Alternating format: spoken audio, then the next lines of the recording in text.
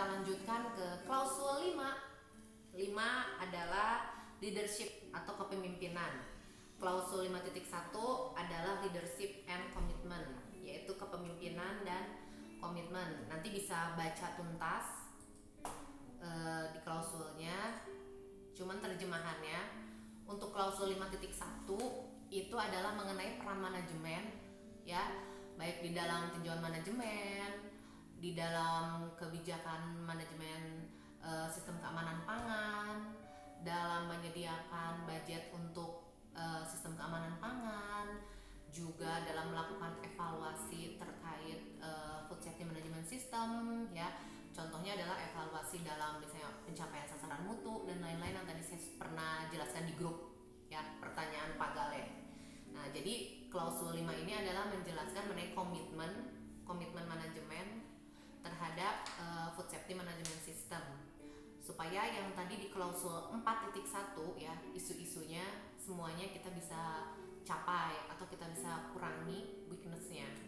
Itu adalah terjemahan 5.1. Nah, sekarang kita lanjut ke klausul 5.2. 5.2 adalah mengenai kebijakan, yaitu bahwa kita harus menetapkan yang namanya kebijakan. Jadi kalau terjemahannya itu adalah bukti komunikasi kebijakan internal dan juga eksternal. Jadi kan kita sudah tetapkan yang namanya kebijakan, oke. Kemudian kebijakan tersebut harus disosialisasikan baik secara internal maupun eksternal. Internal misalnya ke karyawan, ke rekan kerja, ya kan. Kalau eksternal tuh bisa ke supplier, vendor, atau ke investor dan lain-lain. Contohnya di web Kino tuh udah ada tentang kebijakan, ya. Kemudian buktinya apa untuk penerapan yang klausul 5.2? Buktinya ada email, ada daftar hadir, ada web, spanduk, poster, dan lain-lain. Intinya supaya kebijakan tersebut itu diketahui lah oleh semuanya, baik internal maupun eksternal. Terus di sini dia bilang bahwa kebijakan tersebut itu harus tersedia dan harus terpelihara.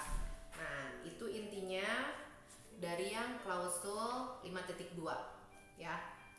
Sekarang kita lanjut klausul 5.3.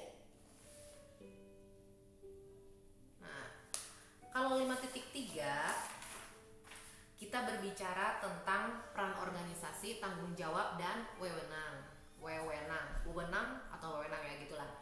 Oke, terjemahannya apa sih dari klausul 5.3? Terjemahannya di situ ada yang namanya SK tim TKP. Oke.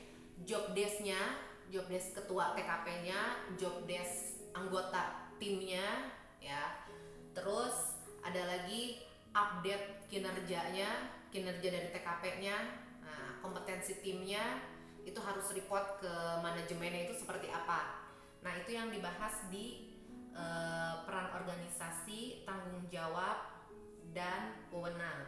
Jadi yang namanya job desk, jadi job desk juga bukan hanya TKP aja nih. Job desk semua karyawan, ya kan? Kemudian SK, kalau misalnya perlu SK. Nah, itu kita bahas di klausul 5.3. Oke? Tadi kita sudah selesai klausul 5 ya, 5.1, 5.2 dan 5.3. Terjemahannya seperti itu.